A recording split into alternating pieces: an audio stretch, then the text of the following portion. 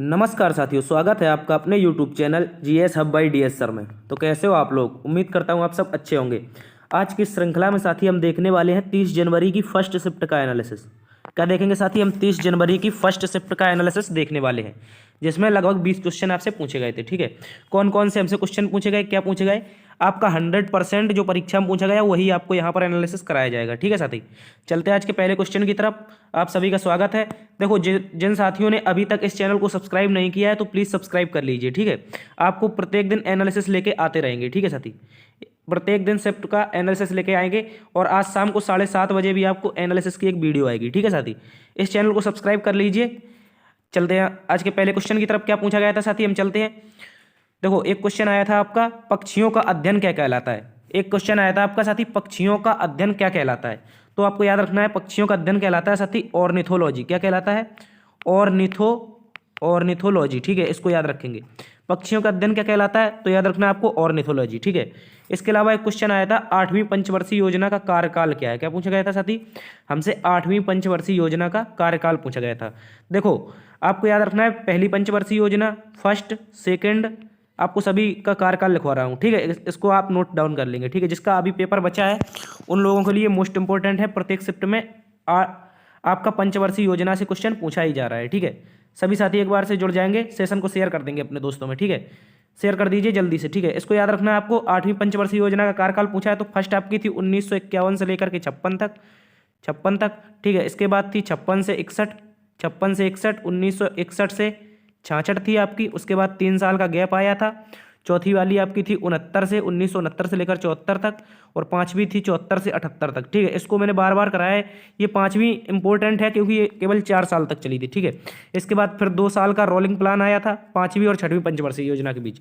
इसके बाद छठवीं पंचवर्षीय योजना का समय था आपका साथी कितना, 1980 से लेकर के 85 तक, 1980 से 85। उसके बाद 7वीं का था 85 से 90। उसके बाद फिर 2 साल का गैप आया था, 2 साल का गैप। उसके बाद 92 से लेकर के 97 तक एक थी साथी आपकी, 92 से 97। और जो 8वीं थी आपकी, ये 8वीं पंचवर्षीय योजना। क्या थी साथी? 8वीं पंचवर्षीय योजना थी। की तरफ एक क्वेश्चन आपसे पूछा गया था साथी, बौद्ध धर्म से संबंधित गुफाएं किस राज्य में? क्या पूछा गया था? जो आपकी बौद्ध धर्म से संबंधित गुफाएं हैं ये किस राज्य में? देखो, जो अजंता एलोरा की गुफाएं हैं ये बौद्ध धर्म से संबंधित हैं। ठीक है, इनको याद रखना है। और ये कहाँ पर स्थित है? तो सभी को याद है कहाँ पर साथी? महाराष्ट्र में। ठीक है, ये कहाँ पर है? महाराष्ट्र में। ऐसा क्वेश्चन आया था, बौद्ध धर्म से संबंधित गुफाएं किस राज्य में? ठीक है, इसको याद रखना है, ये महाराष्ट्र में। ठीक है, ये बौद्ध धर्म, जैन धर्म, हिंदू धर्म तीनों से संबंधित है, इसलिए बौद्ध धर्म से भी संबंधित हो जाएंगे। ठीक है, इनको याद रखेंगे। एक क्वेश्चन आपसे आया था साथी, स्वतंत्रता संग्राम में कौन सा कपड़ा प्रयोग किया गया था, यानी प्रतीक के रूप में किस कपड़े का प्रयोग किया गया था? तो आप सभी को याद होगा, गांधी जी ने चरखा चलाया था। क्या? चरखा। चरखा से क्या बनाया था? खादी वस्त्र बनाया था। क्या? खादी वस्त्र। ठीक है, क्या बनाए थे साथी? खादी वस्त्र। तो आपको याद रखना है, कि खादी वस्त्र जो है ये कौन सा खादी कपड़ा स्वतंत्रता संग्राम का प्रतीक के रूप में प्रयोग किया गया था। ठीक है, इसको याद रखेंगे। चलते अगले क्वेश्चन की तरफ। साथी एक बार से सभी लोग जुड़ जाएंगे, सेशन को शेयर कर देंगे। ठीक है, ये आपका आपकी पहली शिफ्ट हुई है 30 जनवरी का, इसका एनालिसिस करा रहे हैं। आप एक बार से सेशन को शेयर कर देंगे दोस्तों में, ताकि ज़्यादा से ज़्यादा लोग एनालिसिस को देख सकें। ठीक है, एक क्वेश्चन आया था साथी, मुरलेन राष्ट्रीय उद्यान किस राज्य में? क्या पूछा गया था साथी?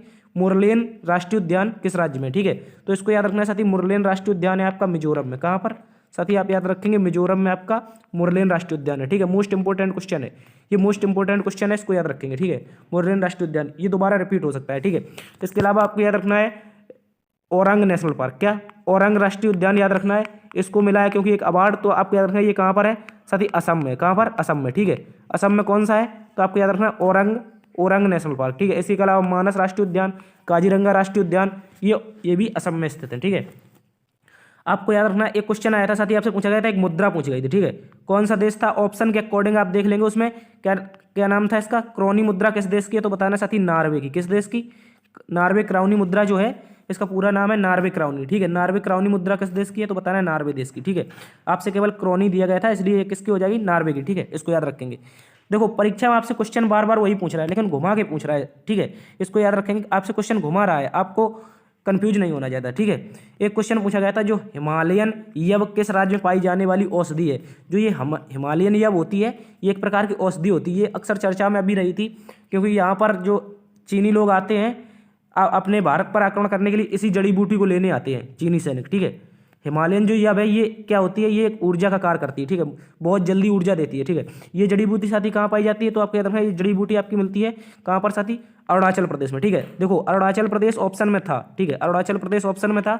इसके अलावा यदि अरुणाचल प्रदेश न दे तो आप हिमाचल प्रदेश भी लगा सकते हैं। क्या लगा सकते हैं साथी, हिमाचल प्रदेश, ठीक है, हिमाचल प्रदेश भी लगा सकते हैं।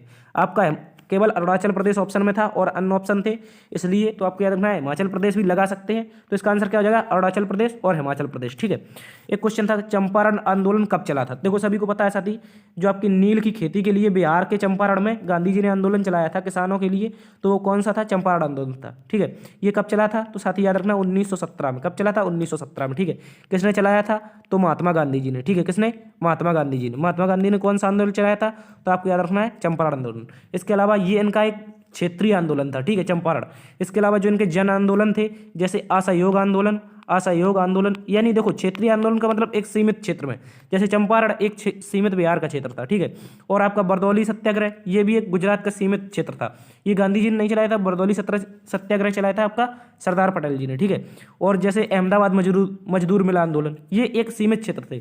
जो पूरे देश में आंदोलन चलते थे उनको कहते थे जन आंदोलन। क्या कहते थे साथी, जन आंदोलन, जो पूरे देश में व्याप्त होते थे, ठीक है। तो पूरे देश में कौन चला था, असहयोग चला था, सबने अवज्ञा चला था। उसके अलावा कौन चला था, भारत छोड़ो आंदोलन चला था, ठीक है। इस प्रकार के ये कौन थे आपके, ये गांधी जी द्वारा चलाए गए थे जन आंदोलन थे, ठीक है। और चंपारण आंदोलन एक सीमित क्षेत्रीय आंदोलन था। ये बिहार में चला था नील की खेती के विरोध में किसानों के 1917 में, ठीक, किसानों के हित के लिए गांधी जी ने उनको लाभ दिलवाया था, ठीक है। इसको याद रखेंगे। चलते अगले क्वेश्चन की तरफ। कह रहा है एलईडी बल्ब से संबंधित योजना कौन सी है। देखो आप सभी को याद होगा एलईडी बल्ब, देखो गाँव में उजाला करना था हमको, क्या करना था, गाँव में उजाला, तो क्या लगाएंगे हम, एलईडी लगाएंगे, ठीक है। गाँव में एलईडी लगाएंगे तभी क्या होगा, हमारा उजाला होगा, ठीक है। तो ऑप्शन में था आपका ग्राम उजाला कार्यक्रम, ठीक है, ग्राम उजाला कार्यक्रम। यदि पूछे ये कब शुरुआत हुई थी इसकी, तो बताना साथी इसकी शुरुआत हुई थी 2015 में। कब साथी, 2015 में ग्राम उजाला कार्यक्रम की शुरुआत हुई थी। और कहाँ से हुई थी, इसको याद रखना, ये आरा बिहार से हुई थी। कहाँ साथी, आरा बिहार से, ठीक है। इस प्रकार से योजना से भी एक क्वेश्चन आपसे पूछा जा रहा है, तो आप याद रख लेंगे 2015 से लेकर 21 तक की जो प्रमुख योजनाएं थी, जैसे आपका क्या हो गया, आपको याद रखना आयुष्मान कार्ड योजना, क्या हो गई, आयुष्मान कार्ड हो गई। इसके अलावा प्रधानमंत्री जीवन ज्योति योजना हो गई, कौन सी, जीवन ज्योति योजना। आयुष्मान कार्ड चली थी आपकी 23 सितंबर 2018, कब, 23 सितंबर 2018 को चली थी। और कहाँ से चली थी, तो साथी याद रखना झारखंड से, ठीक है। और जीवन ज्योति योजना आपकी चली थी 2015 में, कब, 2015 में, ठीक है। ये कब चली थी, ये 9 मई को चली थी, ठीक है। इसको याद रखें, इसको याद रखेंगे, ठीक है। जीवन ज्योति योजना 2015 में, ठीक है। इसके अलावा एक क्वेश्चन आया था साथी आपका, बौद्ध धर्म से संबंधित गुफाएं किस राज्य में, ये रिपीट हो गया, ठीक है, ये रिपीट हो गया। ये कहाँ पर है, महाराष्ट्र में, ठीक है, कहाँ पर है, महाराष्ट्र में। इसको याद रखेंगे, ठीक है। एलईडी बल्ब वाला आरा बिहार से चली थी योजना, इसका नाम था ग्राम उजाला कार्यक्रम, ठीक है।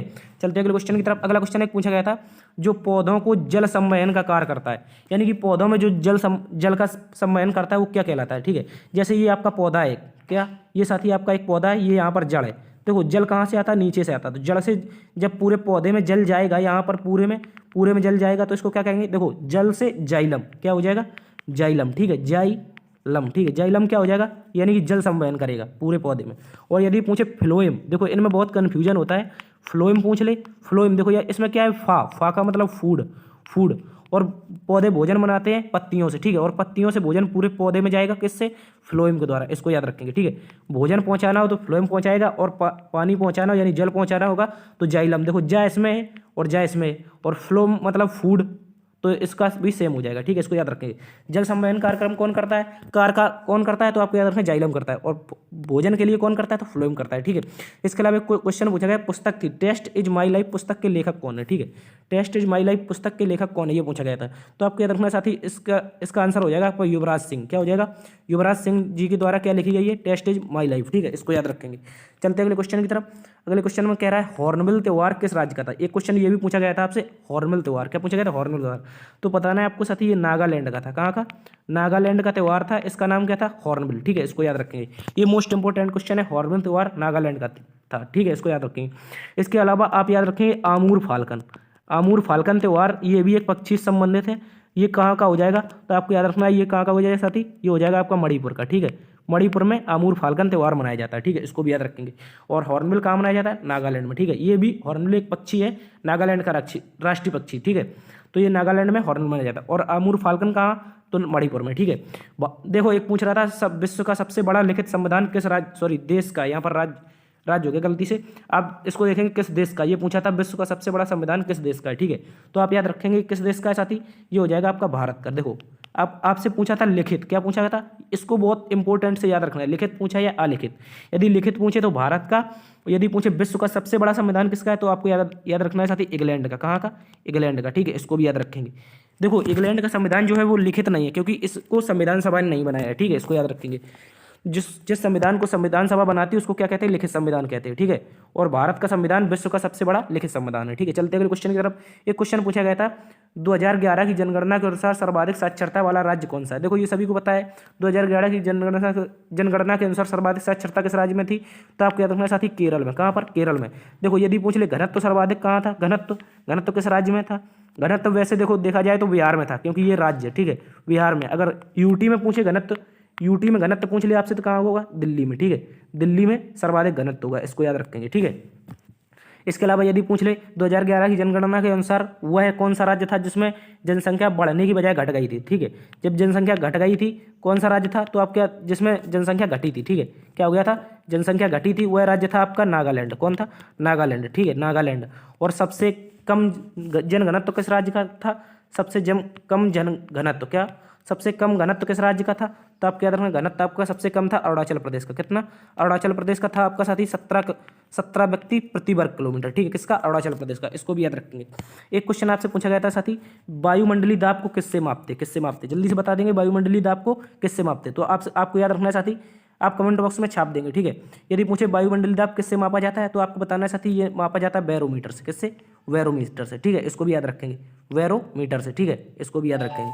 चलते हैं अगले क्वेश्चन की तरफ। अगला क्वेश्चन हमसे पूछा था साथी गोल्फ खिलाड़ी विजय सिंह का संबंध किस देश से, जल्दी से बताएंगे। गोल्फ खिलाड़ी जो आपके विजय सिंह है इनका संबंध किस देश से, तो वो मोस्टली लोगों ने इनको भारत लगाया था, ये आपका गलत हो जाएगा क्योंकि जो विजय सिंह है ये किस देश के हैं, फिजी के हैं। देखो भारतीय मूल के लोग बहुत सारे देशों में रहते हैं, इसका मतलब ये नहीं कि आपको भारतीय नाम मिले आप भारत ही ऑप्शन लगा दें, ठीक है। तो विजय सिंह जो थे ये किस देश के थे, ये आपके फिजी देश के थे, ठीक है, इसको याद रखेंगे। फिजी देश के कौन से गोल्फ खिलाड़ी थे, ठीक है, मोस्टली लोगों ने भारत लगाया जो इसका गलत आंसर है, ठीक है, भारत इसका गलत है, फिजी इसका सही है, ठीक है, इसको याद रखेंगे। देखो एक क्वेश्चन आया था साथी निम्नलिखित में से किसका संबंध क्रिकेट से नहीं है, मतलब क्रिकेट से संबंधित कौन नहीं है।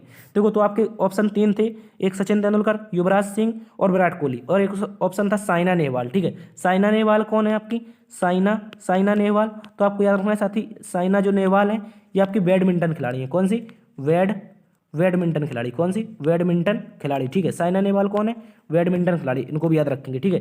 ये मोस्ट इंपॉर्टेंट क्वेश्चन है, इस तरह से क्वेश्चन आपसे पूछे जा रहे हैं तो आप लोग इनको अच्छे से याद रख लेंगे, ठीक है। अगला क्वेश्चन एक पूछा गया था साथ ही राष्ट्रपति राज्यसभा में कितने मेंबर मनोनीत करता है, जो आपके मनोनीत मेंबर हैं उनकी संख्या राष्ट्रपति के द्वारा 12 है, ठीक है, इसको याद रखेंगे। राष्ट्रपति के द्वारा 12 राज्यसभा में मेंबर मनोनीत किए जाते हैं, ठीक है, इसको याद रखना है। इसके अलावा एक क्वेश्चन आपसे पूछा गया था, देखो यदि पूछ रहे राष्ट्रपति राज्यसभा में मेंबर पूछ लिया, आपसे पूछ रहे राष्ट्रपति का अध्यादेश किसमें है, क्या पूछ ले, राष्ट्रपति का अध्यादेश, तो आपको याद रखना है राष्ट्रपति का अध्यादेश है साथी आपका, राष्ट्रपति का अध्यादेश है आपका कहाँ किसमें 1, 2, 3 यानी कि अनुच्छेद 123 में, ठीक है, इसको याद रखेंगे। यदि पूछ रहे बाणभट्ट किसका दरबारी कवि था, ये भी क्वेश्चन आपसे आज पूछा गया था, तो बाणभट्ट किसका दरबारी कवि था, तो आपको बताना साथी हर्षवर्धन का, किसका, हर्षवर्धन का दरबारी कवि कौन था, बाणभट्ट था, ठीक है, इसको याद रखेंगे।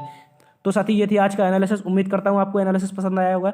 यदि पसंद आया है तो दोस्तों में शेयर कीजिए, लाइक कीजिए, शेयर कीजिए, और यदि चैनल पर नए हैं तो प्लीज़ सब्सक्राइब भी कर लीजिए, ठीक है। देखते रहिए GS बाय डियर सर, मिलते हैं आज शाम की क्लास में 7:30 बजे, अपना ख्याल रखना, जय हिंद।